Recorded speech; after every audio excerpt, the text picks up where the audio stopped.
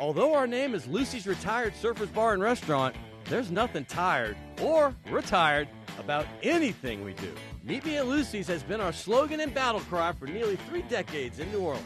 Located in the heart of the Warehouse District, Lucy's has truly been the destination spot for nearly every occasion. Whether it's happy hour after work, before and after Saints and Pelicans games, or just a delicious bite to eat at all hours, Lucy's is the perfect place to meet up, hang out, and unwind for a great time. And while you're there, you should try one of our signature surfing cocktails, like the Shark Attack or Blue Whale. And for the truly courageous, our famous Scorpion Tequila Shot. Remember, Meet Me at Lucy's is our slogan, but don't forget to bring your favorite pooch, because our lifeguard chair is always open. Crescent City Steakhouse, a true neighborhood restaurant operated by the Vojkovic family since 1934, is the oldest steakhouse in the city of New Orleans. Serving only hand-cut, prime-aged, corn-fed beef for over 80 years, Crescent City Steakhouse has become a dining destination for both die-hard locals and adventurous travelers who seek traditional, timeless New Orleans cuisine. Crescent City Steakhouse, 1001 North Broad, on the corner of St. Philip, in the heart of New Orleans. Fall in love with autumn with PJ's new seasonal lattes. Our pumpkin latte brings you all the flavors of a pumpkin pie, with hints of cinnamon and nutmeg, like your favorite holiday dessert in a cup. And our s'mores latte, with flavors of toasted marshmallows, warm milk chocolate, and graham cracker cinnamon, is sure to bring back campfire memories. The PJ's Fall Seasonal Lattes, available at your local PJ's, only for a limited time. So here's the bottom line.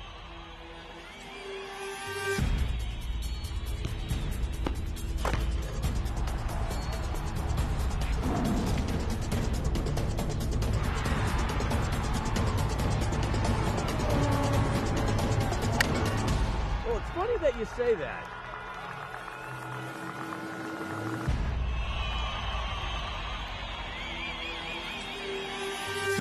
Let me tell you. Good evening and welcome to Primetime Sports. Hey, I'm your host, Scott Alexander, and we have a fun, entertaining show for you tonight. I cannot wait to get started. Hey, but the big news of the day, Adrian Peterson, the experiment did not work out. He was traded this morning to the Arizona Cardinals. You remember they're missing David Johnson. Hey, the fill-ins, guys like Chris Johnson, et cetera, aren't working out. So now they have the big back they need. And now this gives more time for Mark Ingram and Alvin Kamara. But oh, what a difference a week makes, or even a few weeks when it comes to sports in South Louisiana. Hey, remember just 3 weeks ago when LSU got absolutely pummeled by Mississippi State by 30, the Saints got pistol whipped the next day at the hands of, the Patriots, and Tulane suffered that big defeat against Oklahoma, although they looked okay early on in that game. Well, very much has changed since then. I got to say, the Saints, well, they have 2 impressive wins. Hey, you know the ones. They got that win against Carolina on the road. They have the shutout of the Dolphins in London, and believe it or not, the Saints ranked 12th in the NFL. I mean, 12th in points given up. That's pretty good considering they're usually 30, 31st, or 32nd. They're 19.5 against, and as well as 12th in points scored at 23. Hey, I don't know about you, but I prefer this kind of balance than always being first in offense and last in defense. Hey, and the Saints rookies, they have been a huge part, and I mean a huge reason for the success. First-round pick, cornerback Marshawn Lattimore has become the lockdown guy we all hoped he would be. Starting tackle Ryan Ramczyk, he had to replace Teron Armstead. Now he's going to be replacing Zach Strief as a starter. He's been dynamite. Running back Alvin Kamara, speaking of dynamite, this guy has been fantastic as a third down back. Safety Marcus Williams, he has a pick. He almost had another one against the Patriots that got called back. He's a ball hawk. And linebacker Alex Anzalone, who just got hurt in the last game, he has been a truck on defense starting from day one. I got to say, they should be great. But speaking of the NFL, how about the Packers and the Cowboys? They played yet another epic football game this past Sunday. Hey, you know, the Cowboys got out to that lead. They're trying to avenge their playoff loss, that remarkable one, that comeback by Aaron Rodgers. Well, it happened again. The Cowboys took the 21-6 lead. Green Bay stormed back in the fourth quarter, where there were not 1, not 2, not 3, not 4, but 5 lead changes in the fourth quarter alone. Dak Prescott got the TD for that 4th lead change, but Aaron Rodgers is a bad man, and you can't leave him with any time on the clock. The Pack win that one 35-31. Devontae Adams had the winning catch. Congratulations to him coming off that that concussion he suffered in the previous game. Hey, two of the very best NFL players, though, in the league suffered season-long injuries, and that's a shame. They had bone breaks that were very serious on Sunday. First off, we know him well, the former Newman Greenie and LSU Tiger, Odell Beckham Jr. He severely broke his ankle, and we hope he gets well soon. He is the most dynamic receiver in the league, if not one of the best. Hey, the best defensive player in the world, J.J. Watt, he suffered a fractured tibial plateau, and he is also out for the season. Hey, they play the Chiefs on Sunday night, and speaking of the Chiefs, they are the only undefeated team left in the NFL. And, you know, they always known for defense, but this might be their best offense ever, led by rookie Kareem Hunt, the NFL's leading rusher, surprising Alex Smith, who, by the way, has the best QB rating in the league. Tight end Travis Kelce is absolutely balling and dynamic. Tyreek Hill is the fastest player in the NFL. He is unbelievable when he gets the ball in his hands. And speaking of Kareem Hunt being number one, guess who's number two? Remember? Guess who's number two? That's Leonard Fournette, the St. Aug and LSU star. Leonard Fournette absolutely gassed the Steelers for 181 yards and 2 touchdowns. He has 466 yards rushed and 6 total TDs, and he has at least 1 TD in all 5 games. He's on pace for 1,900 yards from scrimmage, and he is a beast. Hey, another LSU great. This one's not such great news. Yelberton Abraham Tittle.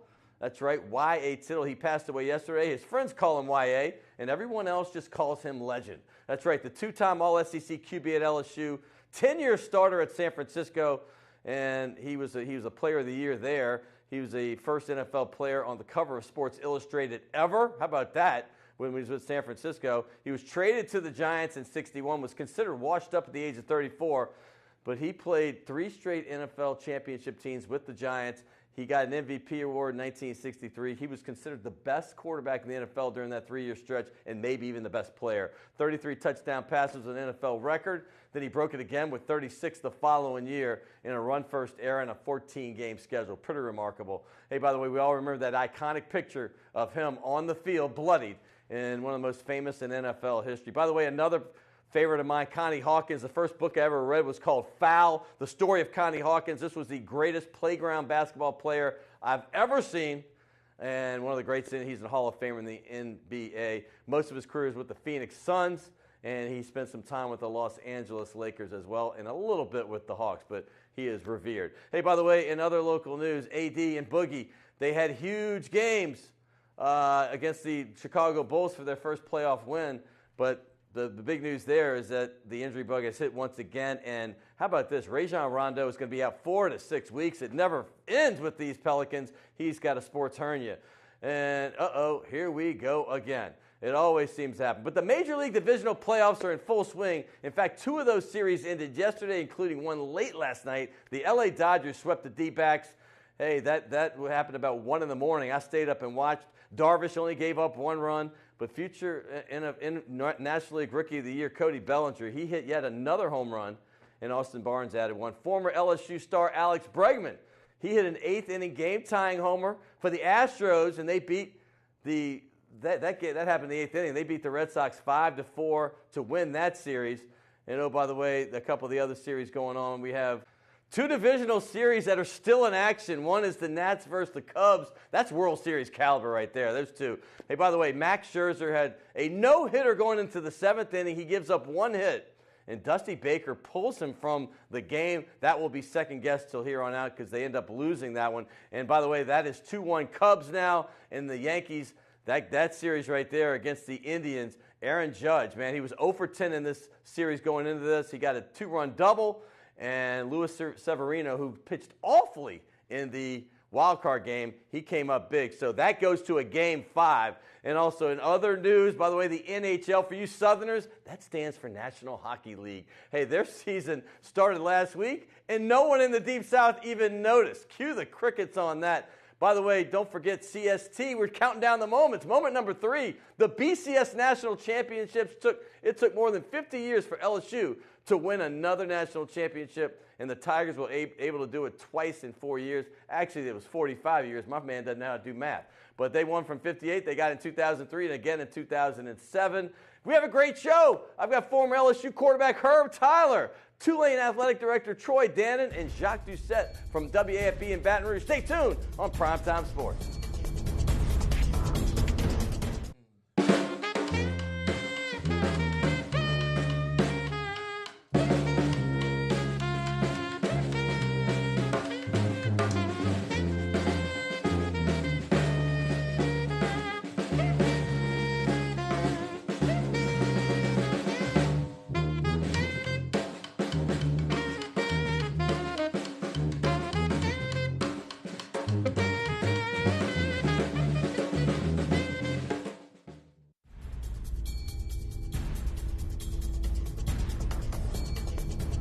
Welcome back to Primetime Sports, and that was our former house band. That's right, back in the old studio.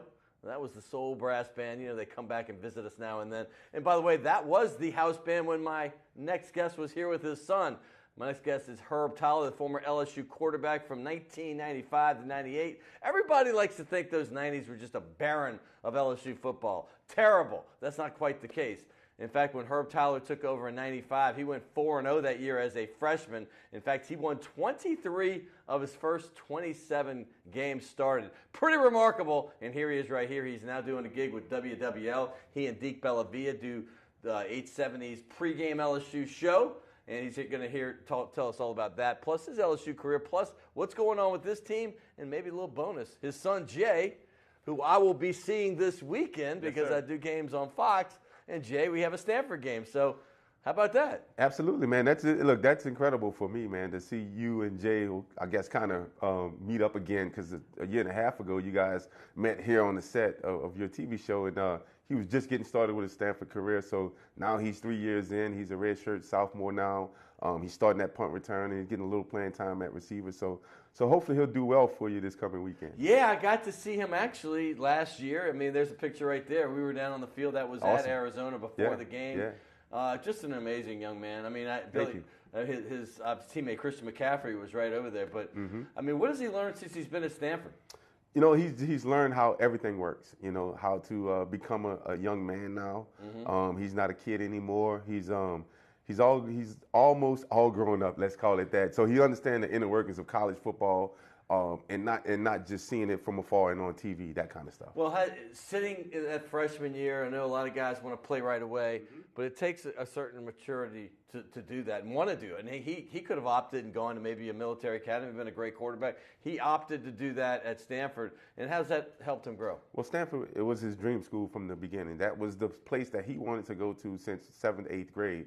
So in understanding the fact that, hey, if you want to follow your dreams, there's going to be some sacrifices. So with that being said, him coming in as a freshman, the only thing he needed to do was sit down and wait. And one of the biggest pluses to that particular situation is that he get to play one more year. You know, you get to sit out in redshirt, and the school pays for that additional school. There's nothing wrong with that. I'm all about it. The first thing that I said when I heard that he was redshirted, because he was up to play actually as a true freshman, but when coach decided to redshirt him, I said, thank you, God. Yes. One more year of free education, and it is not cheap at Stanford. What have you been able to teach him as a former college football player, obviously a guy that was thrust in pretty immediately at a high-profile school like LSU? What have you taught him? Just, you know, to be patient and to learn everything that he can about not only the game of football, but the game of life.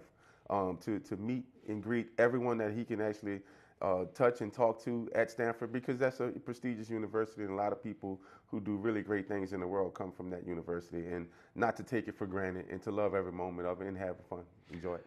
Well, I remember your playing career. It was after I was in school, but I was obviously very avid and following the Tigers still at that point.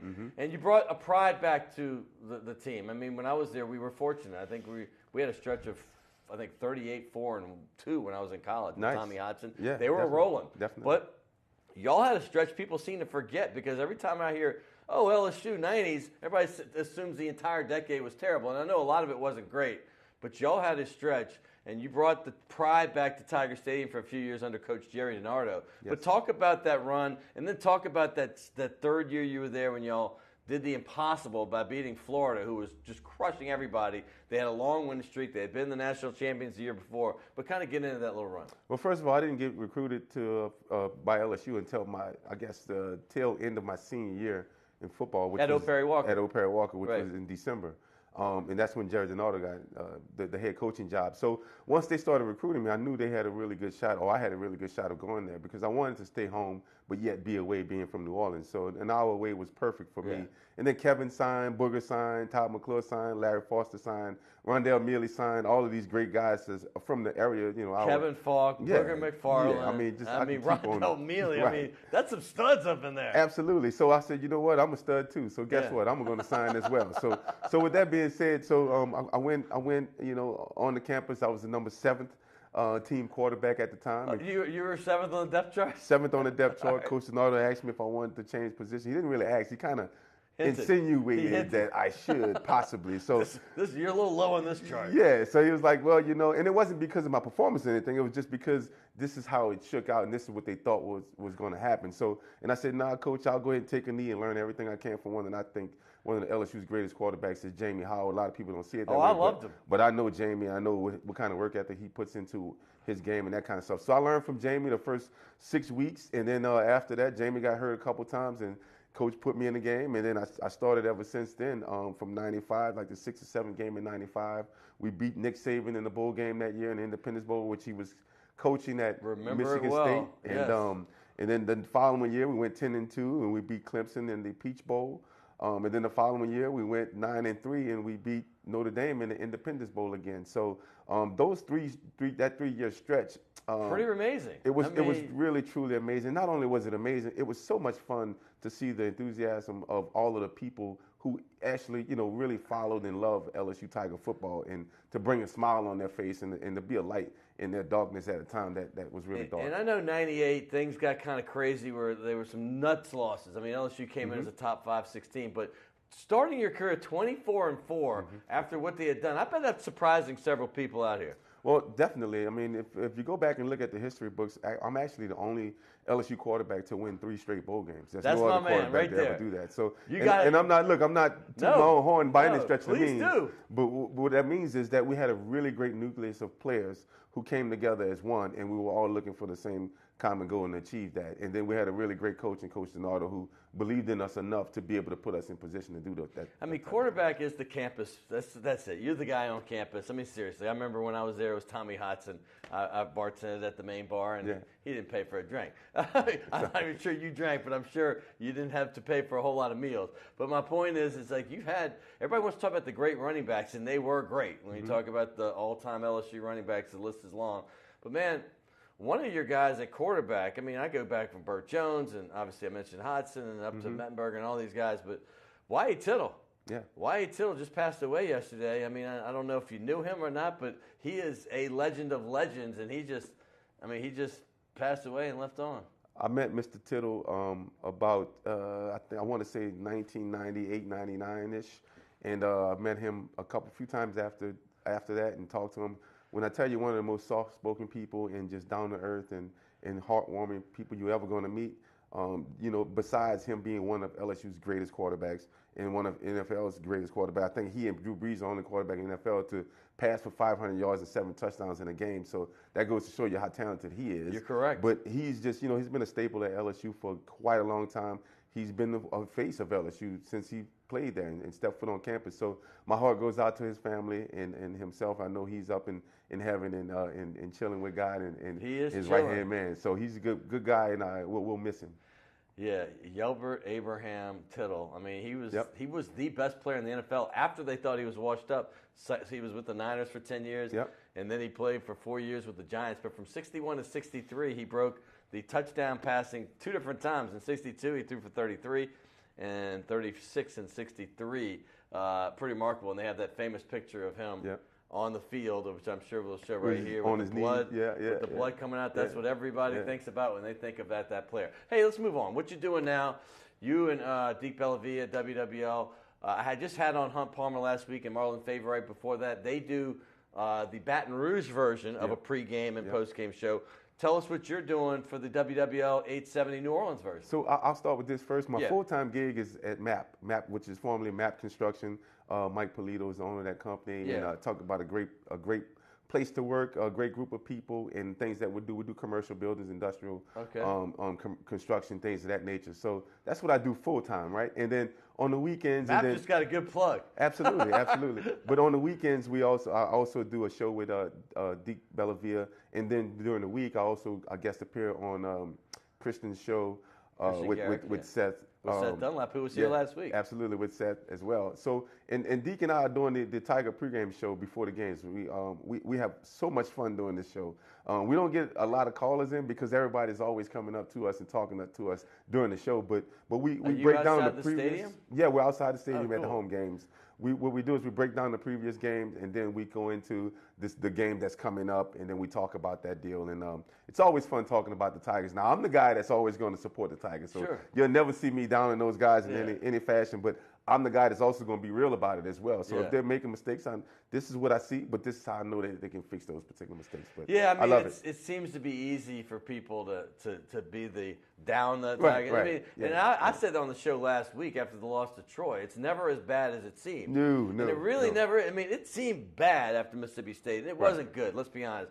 And then they came back and beat a better than most people thought Syracuse team. Yep. But then the Troy game, and by the way, Troy, that was such a prime for an upset thing. I mean, they had us two different times, meaning LSU, the last decade, and they let it slip away. Mm-hmm. They weren't going to let it slip away. And everybody thought the bottom was just out. When I went up to Oregon this week to do my game, everybody's like, what's wrong with LSU? I said, you know what's wrong with LSU? They'll probably beat Florida. That's what's wrong with LSU. And I just said that. And sure enough, they went out and they had a 17-3 lead against Florida and hung on to win 17-16. But now I want you to talk about this team and what do you think we can expect for the next, say, 6 to 7 weeks? So let's go back just a little bit to the Troy game. Now, you got to remember, we were not at full capacity. We didn't have everybody we needed to be on the field. So we had some guys that were hurt. We also had guys that transferred and guys that were kicked off the team previously, right? Mm-hmm. So we got to start with that. We weren't at full strength. So we're still not at full strength. So and we get a couple guys back on the defensive line. We get our offensive line starting to play a little bit more, together and gel better against Florida or whatnot. So you come out with a 1-point win at that particular deal. And then we didn't play LSU Tiger football. So with that being said, going forward, the only thing I want to see is that we play hard, man. We play with passion. We have a lot of fun with what we do. We play full speed ahead, fast, and we want to knock some people in the mouth. And I think that's the key to what we need to do moving forward to be successful. I know you don't down the players, and neither do I, but the one thing you have to admit that they looked like they wanted that Florida game way more than they wanted that Troy game. Say even Mississippi State. I mean, I know they're always trying. I'm not saying that. Right. But they had the dog in them in that Florida game. Well, absolutely. And the thing about the Mississippi State game is I don't think that they didn't want it. I just think that they were overmatched in that game. So they wanted it, but Mississippi State wanted it just a little bit more, and they were at full capacity. We weren't. But against Troy, you can see where we didn't really go out and play passion and love. And I'm a former player, and I've been down on myself for doing the same thing. You can't be at 100% full capacity all the time mentally every game, right? But you at least have to be 95%. You know what I mean? So I think moving forward, if Coach O can get those guys to be in that particular mind frame of just playing LSU Tiger football moving forward, we'll at least have a chance to win the game. So going forward, what do you think? And I don't have a ton of time, but how do you think they're going to respond? Because they have Auburn this week. That is the tough task. Auburn's playing good football and beyond. So Auburn this week is going to be tough. We have to play full speed ahead. We've got to make sure we dive into that playbook and we understand everything that Coach Cannon is trying to teach us offensively. Danny's got to play a great game. He doesn't have to be perfect, but play great. The defense has to fly around the ball, and they have to create turnovers, and we have to make tackles too. We can't stay on the field forever with 80-yard drives and things of that nature. So, and then moving forward past that, we just have to continue to do the exact same thing. Play hard, understand the playbook, make plays on defense, and cause turnovers, and not turn the ball over on offense. His name is Herb Tyler. They call him the Love Bug, Herbie the Love Bug, and he's a lovable guy. I appreciate you so much. Thank you, Scott. Appreciate you having me, brother. For this, man. Yes, sir. And I will say hi and take a picture once again with your son Jay when I get to Stanford this please week. Make sure you text that to me. And of course I will. You know it. I love having him on. We're going to sign. I forgot. Hey, by the way, I'm going to put you in that upper echelon here. You got Charles Alexander, Dale Brown. Perfect, man. Got a little Miles Brennan. And then you put me there. How you like that? Dude, 24-4 speaks for itself. There you go, man. Speaks for itself. That is Herb Tyler. It's always a pleasure. It's the second time I've had him, but it's been 18 months. So it's so good to have him back. And this time, he shared the seat with no one. Last time it was with his son. Hey, coming up next, we're not going to be done with LSU because we're going to talk a little LSU and some Saints as well with Jacques Doucet. He is with WAFB. Yeah, I got a Baton Rouge guy to drive on down We've been doing that a lot lately, getting some of the TV and radio guys from up there. And also, don't forget, Tulane Greenway fans, I have not forgotten about you. That 62-28 win prompted a call immediately when I heard the score to their athletic director, Troy Dannen. He agreed to come on. So he's going to be the following guest right after Jacques Doucet, right here on Primetime Sports. Stay tuned.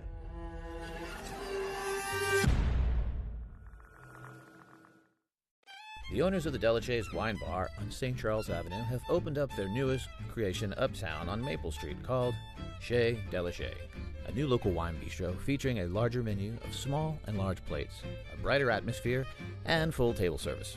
Additionally, patrons can enjoy a large patio out front as well as an extensive wine list offering selections from around the world.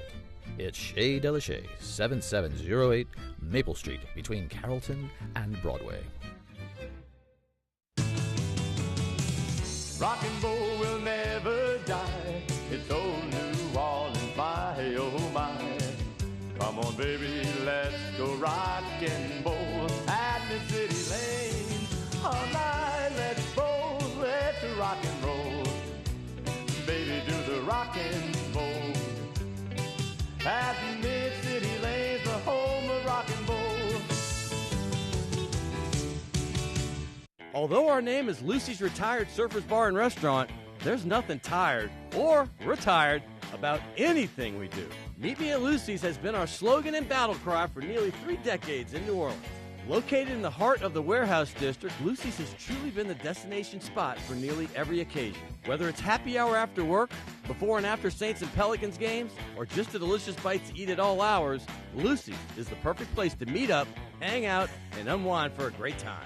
And while you're there, you should try one of our signature surfing cocktails, like the Shark Attack or Blue Whale. And for the truly courageous, our famous Scorpion Tequila Shot. Remember, Meet Me at Lucy's is our slogan, but don't forget to bring your favorite pooch, because our lifeguard chair is always open. Scotty says, I watch my TV show. Scotty says, on Primetime Sports. Scotty says, I watch my TV show. I got the Primetime Sports. Yeah, yeah, yeah, yeah, yeah.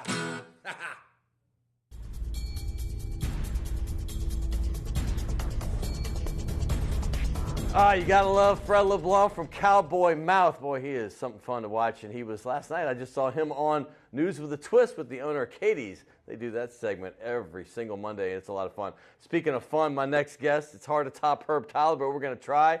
I've got a guy that I've known probably about 17 years. Didn't meet him in person for a few years, but I used to bug him all the time to give me the best players in Baton Rouge footage sent to Atlanta for my show Countdown to Signing Day. I think Steve Snyder got tired of sending me work done, and Kevin Franklin, all these players. So his guy, Jacques Doucet, took over in 2001 on that job. But these guys have, to me, the best tandem in the entire state of Louisiana, and they've been doing it together for 17 years. They've spawned some of our best broadcasters down here, including a couple that have been on this show recently, Sharif Ishaq with WDSU, and, of course, Chris Hagan, who was just on from Fox 8. But his name, some say Doucet, some say Doucet. I just say baller. Jacques Doucet, I'll go with that because that is how I met you. Scott, man, thanks for having me on. I'm glad to finally be sitting in this chair today. Thanks for that very warm welcome that you gave me, too. You're a Lafayette native. You went to, back then it was called USL. Now it's University of Louisiana. They don't want to even say Lafayette, but right. University of Louisiana. But you grew up a Tiger fan. I absolutely did, Scott. I went to my first LSU football game in 1987, and LSU was playing Florida in Tiger Stadium.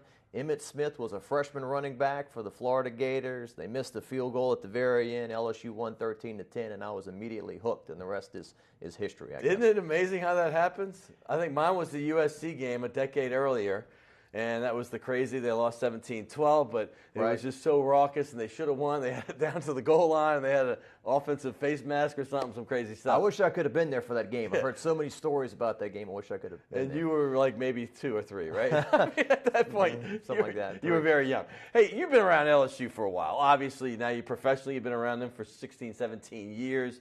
What's going on with this team in your mind?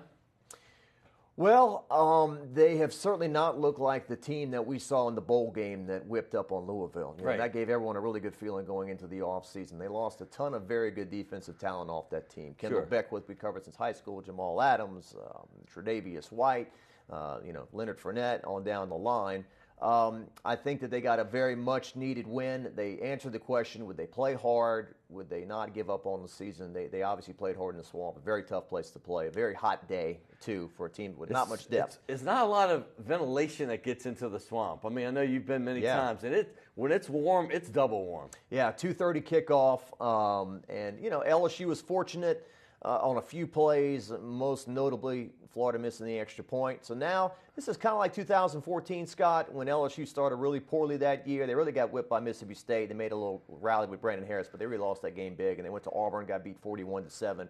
So this team now, like in 14, they played Ole Miss, I think, when Ole Miss was number 3 in the country, sprung the upset. Now they have a chance to play Auburn in a big home game, albeit it's not at night, but we'll see. But, a lot of the Troy loss was a landmark loss. It's a landmark loss. Yeah, you put it up there with Miami of Ohio, 86, Curly Hallman losing to Southern Miss in 94. UAB in 2000 UAB with in 2000. Nick Saban. Right. Sure. You remember these as an LSU fan. They jump off the page at you. When you're a 21-point favorite, there's Joe Oliva, who was at the game in the Swamp and very, very happy that LSU won last week. But, well, that's what I want to ask you about, because they showed me a lot of character getting off the mat for a couple reasons. Obviously the loss was a big deal. There was a lot of emotion with the last year's game and the way Florida, the coach, I thought was a bit classless, the way he said, hey, you deserved it. It should have been more, blah, blah, blah. Yeah. I mean, I think he even overtook, at least in my mind, and maybe a few others, overtook Nick Saban as public enemy number 1, just by the way he handled it with a little bit less than, let's just say, class that maybe he should have. Now, going into this, they had the loss to Troy. This could have gone a number of ways, and it actually went very well for LSU and LSU fans. What do you think? Well, first of all, Jim McElwain, when he said last year they got what they deserved and it could have been worse, LSU gave the game away, basically. So I don't know what he was talking about. He got a lucky 98-yard play by Tyree Cleveland that he's talking about. I'm like, that's lucky, by the way. Various guys fumbled. They dropped a snap on a field goal. Guys ran the wrong way last play, on and on. But, yeah, things got really heated between the two schools last year. LSU felt like they made every effort to play the game the first time around. We'll play in an empty stadium. We'll play on Saturday. We'll play on Sunday. We'll play on Monday. It was like the old Dr. Seuss, I will not play, on a day. And so they wouldn't play that first time around. Then the commissioner of the SEC is like, oh, wait, I got a problem here. What's the old saying? Your mother maybe told you, poor planning on your part doesn't constitute an emergency on my part. Sure. So in the end, LSU lost the home game again for the second straight year. They didn't get to play South Alabama. Cost them a victory as well. Finally, they played the game, Florida won, and so there was a lot of – and then this year, Scott, another little thing, they're doing a tribute to Tom Petty at the end of the third quarter there, because Tom Petty was born in Gainesville, lived there for 27 years. So the LSU band is playing in the middle of the tribute, and the whole Florida fans are booing the LSU team like crazy. Because they messed up the tribute? In their minds, they did. LSU Golden Band said we didn't mean to do it. The timing was off. Communication was bad. But anyway, that was just another layer. Right. Every time the Tiger Band played after that, they got booed. So there's no love lost. You were there. What was it like to hear the fans? I mean, because, by the way, no offense if you went to Florida and you're watching the show, but you got some cheesy fans. You really do. You wear like jean shorts. We've seen it. I've been there. I had an infant back in 96 or 90, I think it was 96, when they just ran us out. And then he had an LSU onesie on, right? And the Florida fans were like, you're going to grow up, just mentally disabled your whole life. You're an LSU fan. I'm like, that's the typical Florida fan in my mind. What was it like being there after all the acrimony that's going on the last 12 months? We only interacted with a few fans on Friday.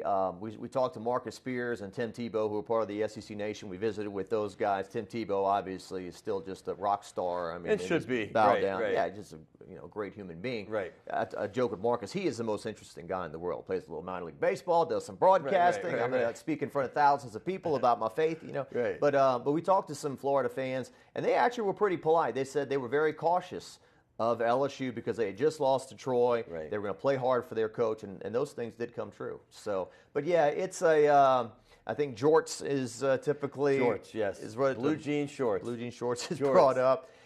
The line between Alabama and Florida really, sometimes people think of Florida as glamorous and the beach and this and that. But Florida and Alabama kind of merge a little bit there with the fan base.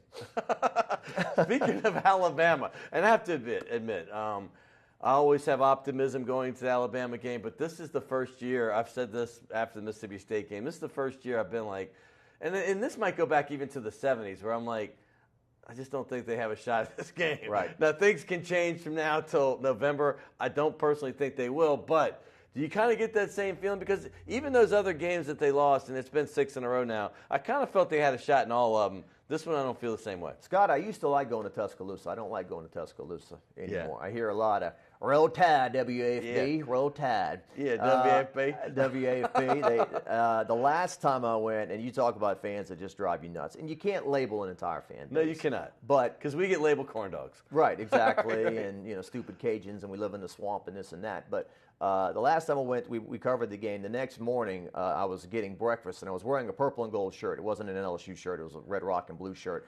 And I could feel some old lady's eyes just on me. And I was like, don't talk to me. I'm not really, don't talk to me. And she came up to me and she said, we're really sorry about your team. And I said, thank you so much for the pity. Is the worst. Yeah. I mean, this is a roundabout way of us reminding you that Alabama kicked LSU's butt last night. But yeah, and it's hard because I think a lot of Nick Saban is always the smartest guy in the room, and in my opinion, the greatest coach in the history of college football. And there are a lot of great Alabama fans. There are just some bad ones. And I think sometimes people feel like the fan base doesn't deserve the coach. That's kind of what I know. It's interesting. There's some folks here in New Orleans that I knew grew up as LSU and Saints fans, but now they're in the media and they can't admit that anymore. You unabashedly said, "Yeah, I grew up an LSU fan." And you are now in the media. You are a journalist. It is a fine line. You want this team to win. But it's funny because some of the people here, and I'm not naming names, but they'll say, I don't care if they win or lose. I'm like, you're from New Orleans. You don't care if they – it's a little easier to do interviews when they win. And they actually believe that, I think. And I know deep down they do. But the fact is, how do you draw that line? Well, the joke is we get paid the same whether LSU wins or loses. And obviously it's Which is obviously very well. Right. Yeah, I got a dream job. I will say that. You do have to. I have learned. I mean, it is much more fun to cover a team when they're winning as opposed to when they're losing. But I'm not patting myself on the back, whatever. But I think I've learned over the years that when the fans have tough questions to ask, you've got to step in there and you've got to ask tough questions. Right. And I think people have complimented me over the years by saying you're very passionate about covering the team. But when the tough question needed to be asked, you have asked those tough questions. And whether it was Johnny Jones after the Ben Simmons year that just didn't work out, or Les after the clock debacle against Tennessee and Ole Miss. I mean, Ole Miss was the one I remember the most. Sometimes you got to step in there, and Buddy D, love him or whatever you think about him. He said something that's very true. Don't get too close to the people you cover because one day you may have to say something unflattering about them. And it's not mean-spirited. You never want to be mean-spirited or call people names or whatever, but sometimes you got to ask tough questions. I had thought of something. I've heard your great Maneria impression. I've heard your great Les Miles impression. Do you have a Buddy D? I mean, is that in your repertoire? I remember when he had I remember several things. He had a former LSU great offensive lineman on it. Please welcome to the show, Kevin Mawee. Hello, Kevin Mawee. How are you? By the way, can we get on? I work with Les on some weekends. He's going to be back with us on our Fox crew. Les was not my best. I mean, it was like, I tell you something, Jacques, like sometimes, it takes him 3 times. Well, I know you got Maneri down, though. I know you got that one. Scott, we've had such a fantastic year, and still some people are disappointed with us coming in second in the country. It's a tough gig, but, that's what we signed up for, quite frankly. He loves that line. That's what we signed up for, quite frankly. I've heard it many times. By the way, I did the impression, best coach I've ever dealt with at LSU, Paul Maneri, by far. He's got a tough job and always answers a phone call, always returns a call. He's terrific. No, he's phenomenal. I mean, as far as all that, he is phenomenal. We love Paul Maneri down here. Hey, by the way, what can we think about going forward with LSU? Is there hope? I mean, was that an emotion win, or is there a chance that they can parlay this into a victory of a very good Auburn team and going forward? It hurts LSU that the game, I think, is in the daytime as opposed to night. I think with a nighttime crowd, you've got a much boisterous place and a better venue. A lot has been said over Tiger Stadium over the last several years about the atmosphere kind of eroding, not being what it used to be. It's too corporate. I don't like the piped-in music. That's what you hear from fans anyway. But Auburn is the best team they've played by far and destroyed Mississippi State, by the way, which we know what Mississippi State did to LSU. Yeah. They're going to have to rise up this weekend. They're going to have to play a really good game. To answer your question, teams like Ole Miss, Tennessee, Texas A&M. Jump balls? Yeah, they can win those games. Yeah. They can finish 8-4 or something like That that. would be remarkable, considering the 2-2 start or 3-2 start. Or yeah, whatever losing it to was. Troy and all Right. that. Yeah. So, I mean, Alabama, these guys are just, their strength and conditioning coach, I don't know what he's doing, but they're all like Avengers, they're just like these monsters of men, and to play there, and it's just going to be tough. And so It'll be fun. Hey, by the way, if you ever back down New Orleans, please do yourself a favor. Chez de la Chez is on Maple Street between Beautiful. Carrollton and Broadway. We got to get you on this ball. How about right there, Chris Blair, Will Wade, and some of the other greats? We'll get you right there. Will Wade, hey, look, I'm looking forward to basketball. Yeah, and Didi Bro put T-Will before that because he's a rookie. And I said, wait, you're defacing his autograph. How's this work? Do I sign this live on the show or what? You just sign it while we're talking. And by the way, as we Okay. go to break, I do want to ask you one quick thing. I see you at Saints training camp every year. Do you think the Saints are on the right path? They've won 2 in a row. I know they just traded Adrian Peterson today, but what are your thoughts going forward with the Saints? Well, we've done this song and dance so many times before. Get to 2-2, then lose 2 in a row, be at 2-4. So I think this is a huge home game for them coming up because of the fact they've got to go to Green Bay coming up. But Adrian Peterson, just too many toys to play with, Scott. One toy gets lonely there, and Yeah. Adrian just wasn't working. Yeah, but by the way, this is the first time since 2013 they have 2 wins instead of being 1-3 or 0-4. 0-4, no doubt. So it's been brutal. Hey, going forward, we're going to switch gears because the Tulane Green Wave, they've absolutely earned this next guest. They beat Tulsa 62-28 this past Saturday. They were up 48-7, and when you look at the yardage, it's unbelievable. They almost had 500 yards in the first half alone.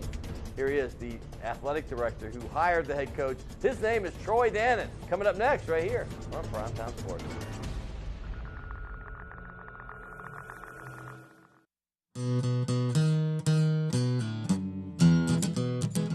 I hear the train a-comin', it's rollin' round the bend, and I ain't seen the sunshine since I don't know when. I'm stuck in Folsom Prison, and time keeps dragging on. But that train, it keeps a-rollin' on down to San Antone. When I was just a baby, my mama told me.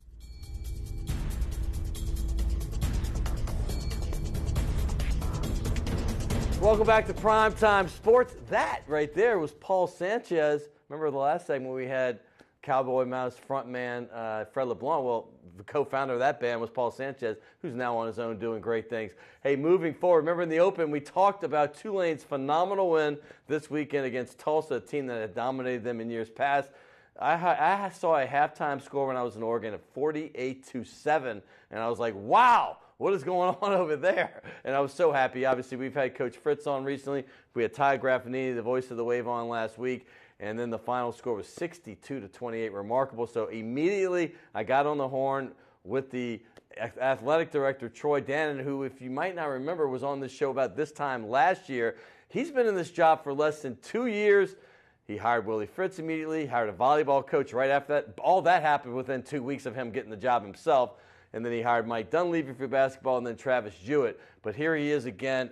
Welcome back to the show, my friend, Troy Dannen, athletic director for Tulane. It's good to be here, and it's good to be out of the hiring mode and into the let's get it going mode. Let's get it going, right? Yeah. I mean, because year one, every team has to start over, and each team, they had some close games that just didn't go their way. I mean, listen, I had Fritz on. That team could have easily been 6-6, 7-5, even 8-4. They won 3 games last year. Basketball team, I was at some games against UConn and others. The games were very close, and they fell at the end. In baseball, some of the same stuff. Now, year two, you're starting to see the culmination of what you expect. Well, in Willie's case, he came in and it was a totally different system. Sure. None of the guys were recruited to it. None of the guys had played under it, and so it took a while. I mean, there's growing pains for everybody. Willie and his staff had to learn the kids. The kids had to learn what coach was trying to do. And you saw last year, and it happened at the end when we beat Connecticut, you saw things starting to click. And then this year he brought in a group of kids that have run his system, that understand his system, and then you bring back the guys that learned it last year, and he's starting to click in only year two. And most people would tell you the transition in football is a 3 to 4 year transition to get the kids in and get the system going. And this is a really different system. I mean, this is not like you had a passing quarterback in Tanner Lee, and then you went to, I'm not going to say a straight option, but a forms of options, triple option and other variations thereof. So he had an unusual difficult Herculean task ahead of him. The one thing about that system, though, it doesn't require you to have to out-athlete everybody on the other side of the ball at every position. It requires you to out-scheme and out-technique and out-work and out-think. And the type of kids that we have kids that excel in all those areas. Plus, as we saw against Army, we out-athleted Army in the last drive. Right. And we out-athleted Tulsa, and that's something that when you put all those other schematic pieces together with good athletes, it's an offense that can succeed at a high level here. I have to ask you, how did you feel? You had to change the game from the afternoon start. I think it was supposed to be 3 o'clock, if I'm not mistaken. Yeah. You moved it all the way to 10 a.m. because of the threat of Hurricane Nate, which obviously is going to take some of your crowd away. You're building momentum after the Army win. You were hoping to get that. But as an athletic director watching this come to fruition, because I've seen so many of these Tulsa Tulane scores the other way, the exact same thing, 50-something, 60-something, and you see it on Tulane's side, you're like, it has to feel good. Well, it felt great because I think internally we felt the culture had changed. Right. And we needed that external wallop. Going to Navy and almost winning there, the disappointment in that game was that's the one that wakes everybody up if you win the game. Now that was so close. It was so close. Then we came back 2 weeks ago, and when we scored in the last seconds on the drive against Army, a team that won 8 a year ago, a bowl team, a 3-year starting quarterback returning, and then to be the team that scored in the last seconds instead of the opposite, which had happened to us a number of times. Right. That started to let people outside the program start to feel the culture change we felt inside. And then this game, because Tulsa had our number 13 of the last 14 years, and while this isn't Tulsa's best team, to do 48-7 against anybody in our league. 500 yards in first half alone. I mean, it was remarkable. Yeah. A lot of confidence right now, and it's really, I've felt it the last couple of weeks, but boy, after that game, the enthusiasm and the notes from all over the country, and people are starting to notice what Coach Fritz is doing here. Yeah, they are. And by the way, I'm looking at your tie. I just noticed that is an Angry Wave tie. I love it. First of all, I love light blue. I love that color. And then the Angry Wave. I grew up with the Angry Wave. I think I told you this. I'm from the city of New Orleans. That was a thing we had growing up. But you've just made this thing exponentially bigger. Now it's at midfield. Obviously, it's at the helmet that sits right here. It's kind of blown up, and the quote I got when Willie Fritz was on, he goes, and it's attributed to you, it's like, hey, there's very few things in life that are 100%, but the reaction to this Angry Wave is 100%. Is that still the case? It really is. I mean, especially in this job where almost every decision you make, you upset half the people. To have something with such great support and everybody's behind it. And in some ways they're behind it because the people that grew up in an era where Tulane was competitive and winning and successful, that was the mark. That was it. And so normally an AD comes into a school with hasn't been succeeding. You try to change up just some perceptions, and one's usually the mark. And to be able to not have something new created, but yet go back to something that symbolized and epitomized the time of success. You see that right there. Okay, I wish I had a better picture of this. Explain what this is going to be, because I think it looks great. And I think it's part of the scoreboard or something. Yeah, that is. Barry Kern used the same materials that he uses to craft all the floats and parades.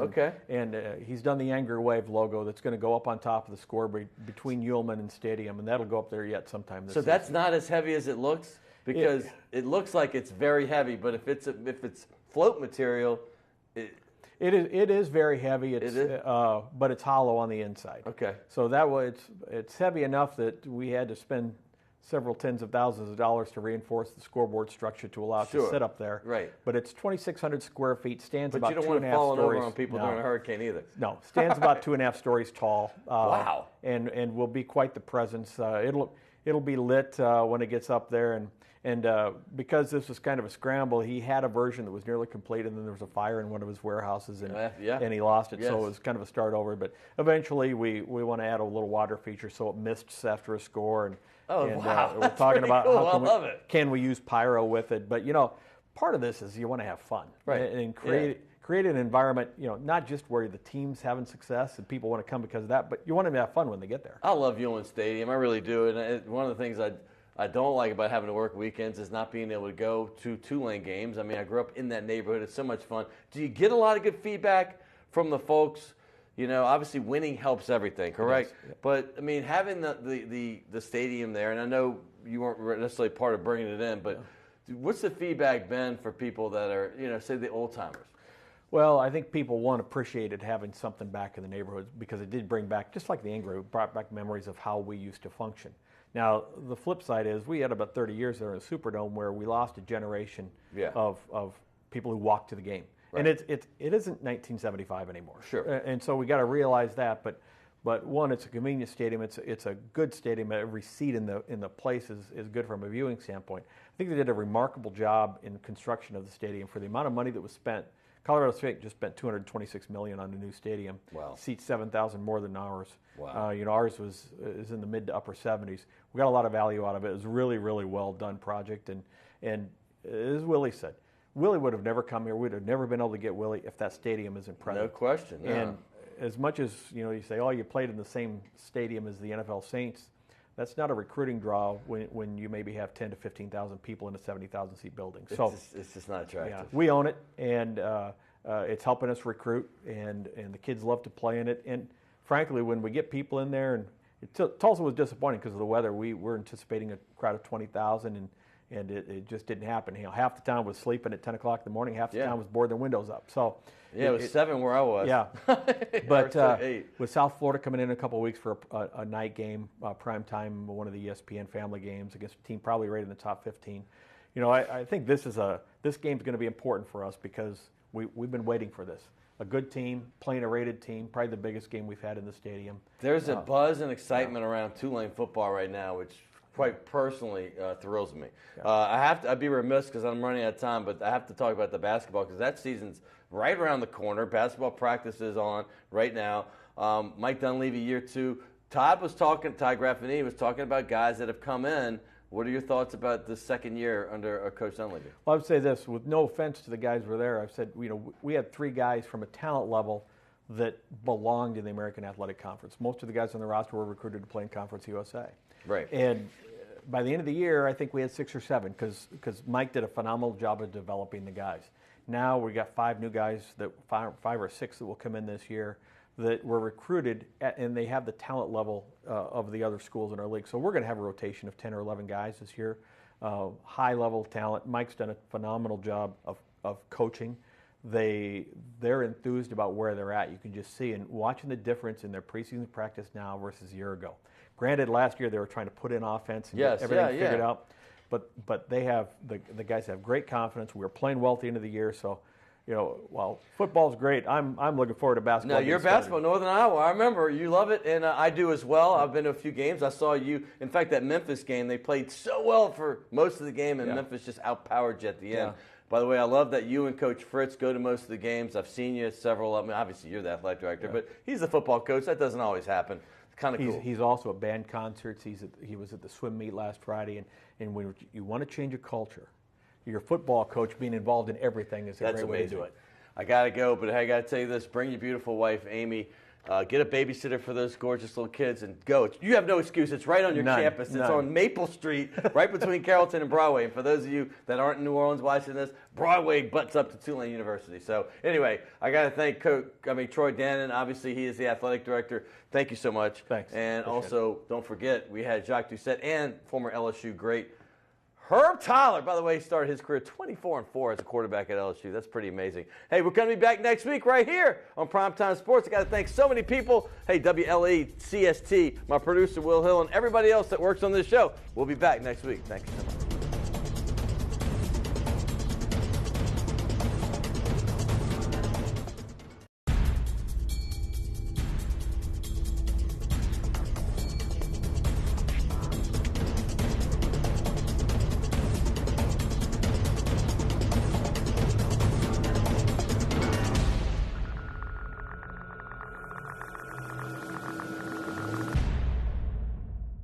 Although our name is Lucy's Retired Surfers Bar and Restaurant, there's nothing tired or retired about anything we do. Meet Me at Lucy's has been our slogan and battle cry for nearly 3 decades in New Orleans. Located in the heart of the Warehouse District, Lucy's has truly been the destination spot for nearly every occasion. Whether it's happy hour after work, before and after Saints and Pelicans games, or just a delicious bite to eat at all hours, Lucy's is the perfect place to meet up, hang out, and unwind for a great time. And while you're there, you should try one of our signature surfing cocktails, like the Shark Attack or Blue Whale. And for the truly courageous, our famous Scorpion Tequila Shot. Remember, meet me at Lucy's is our slogan, but don't forget to bring your favorite pooch, because our lifeguard chair is always open.